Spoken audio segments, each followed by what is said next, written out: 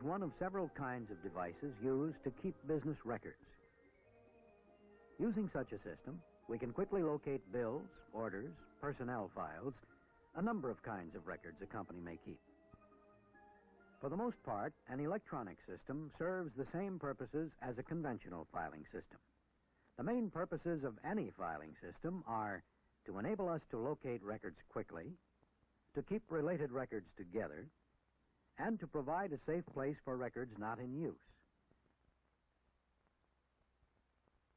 To accomplish these purposes, file room workers, records assistants, do several jobs known as filing procedures. Three of the most important filing procedures are preparing records for filing, filing records, putting them in proper places in the files, and retrieving records, finding them and removing them from the files. Retrieving is a good place to begin. It acquaints us with the organization of the files. Written requests for filed records are received. Each request arrives at the file room in the form of a requisition card, telling a records assistant all she must know to locate material.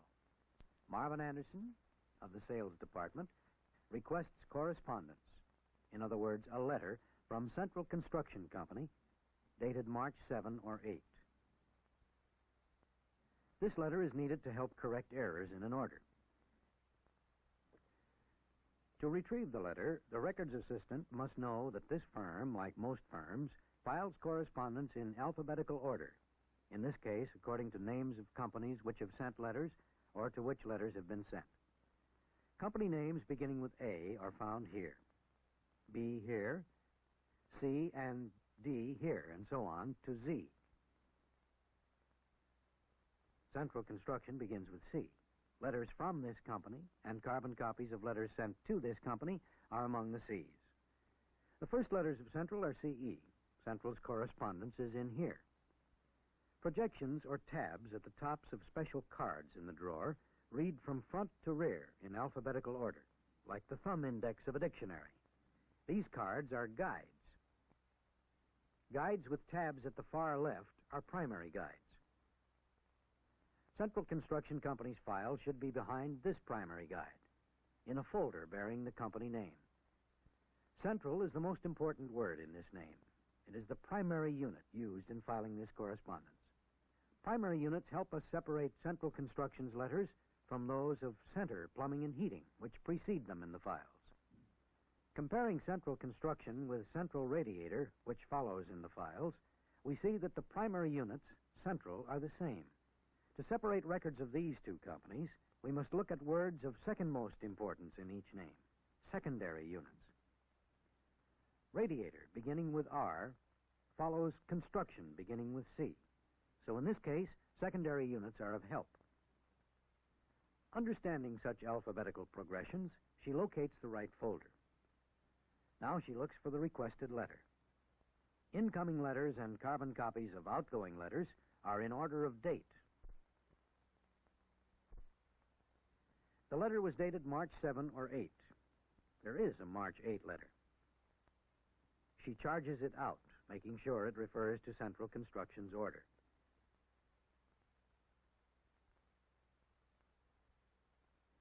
To mark its place, she prepares an out card that carries the requisition. The out card, a record of the letter's location, is placed in the file. Sometimes a requisition calls for an entire folder. When the folder is removed, its place is marked with an out folder that has a pocket to hold records filed while the regular folder is out of the drawer. Using out folders and guides and relating information on requisitions to the files, a records assistant quickly retrieves records. As we observe retrieving, we are reminded that the files are well organized. This is mostly the result of another filing procedure, preparing records for filing. The first preparatory step is inspection. Here, as in many companies, an incoming letter or the carbon copy of an outgoing letter may not be filed unless it bears a release mark, usually the initials of the person who has released the letter for filing. and each incoming letter must have a date stamp indicating date of receipt. After inspection, the letter is quickly read, then coded. First, the words of the letterhead are separated with slash marks. Then the primary unit, Revere in this letterhead, is underscored. It's the word that best distinguishes this company's name from others. The secondary unit, James, helps distinguish this from other Reveres in the files, and a third unit, B, separates it from other James Reveres. Such marks are coding marks. Like guides in a file cabinet drawer, they help us separate records. This letter refers to business with a company other than Crown Corporation, named in the letterhead.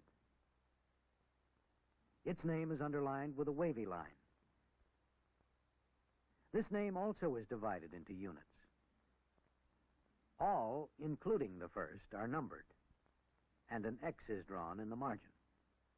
Since the letter concerns business with both companies, it should be filed under both names.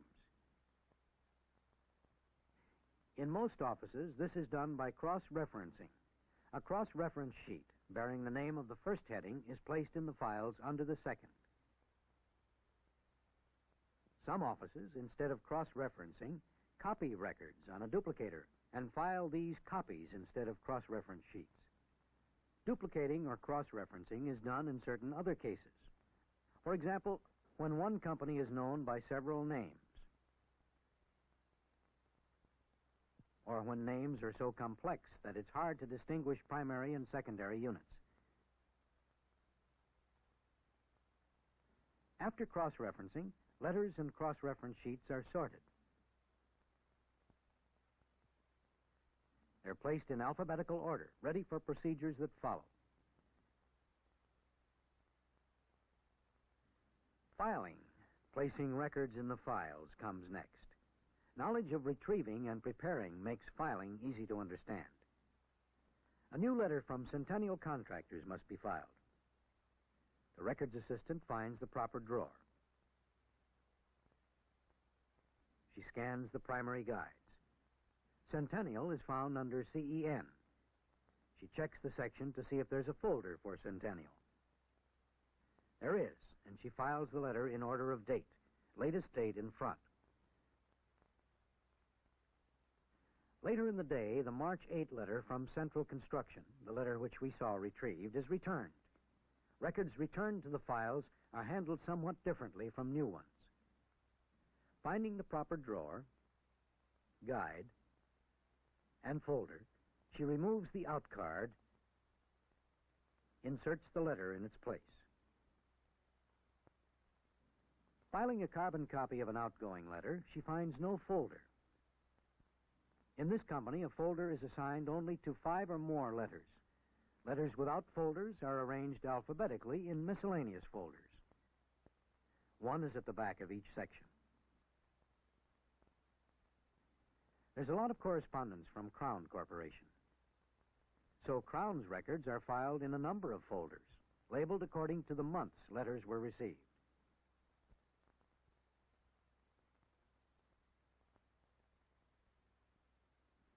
Once a year, workers in this file room use another filing procedure, transfer. Transfer means moving records that are seldom requested. This company uses the 2 top drawers of each cabinet for records constantly in use, those less than 1 year old. The 2 bottom drawers, indexed exactly like the 2 above them, contain records 1 to 2 years old. Older records, 2 to 7 years old, are packed in transfer boxes, sent to a storeroom. Not all companies transfer this way. Some eliminate the lower drawer step, moving older files directly to transfer boxes. Others, especially architects and lawyers' offices, do not transfer once or twice a year, but whenever a job is finished or a case closed. So far, we have seen only alphabetical files. However, some companies, including this one, use other filing methods for some or all of their records. For example, this is a numerical file. The cards represent items in the company stockroom. Numbers on the cards correspond to items in the company catalog. To locate files for a particular kind of item, if its number is unknown, the records assistant must consult an alphabetical index. Records of Carlton gas pressure meters are found under this number. Another filing method used for this company's personnel records is a subject file. Its alphabetical but primary guides, accounting, administration, and so on, classify personnel first according to the kinds of work they do. Some firms use subject files for most of their everyday filing, others for executive files. Another kind of file, useful to firms doing business in many locations, is the Geographic File. In geographic filing,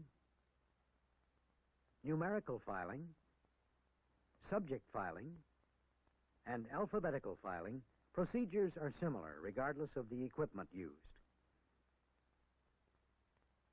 A kind of equipment often used, for example, by hospitals, is open shelf files. Some architects and engineers keep microfilm files of their drawings and plans. The small pictures take very little space and can be enlarged when needed. Some companies use a similar film process for all their everyday correspondence. Whenever a record is requested, the microfilm is placed in a printer. The result is an enlargement that is a duplicate of the original record.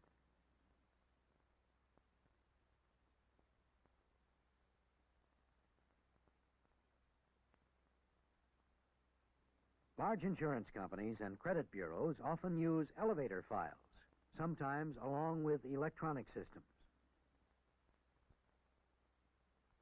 Electronic systems aid in handling large quantities of records. But whatever system or equipment is used, all industries and businesses must keep records. All must apply filing procedures to quickly locate records, to keep related materials together, and to provide a safe place for all records.